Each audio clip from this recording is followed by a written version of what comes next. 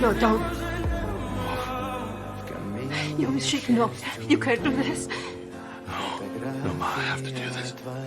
I'm going to die. I will die. Then kill me instead. I've lived long enough. Take go on. Take the knife and stab me now. Then you'll go through. She's just do it, please. Let her go and kill me.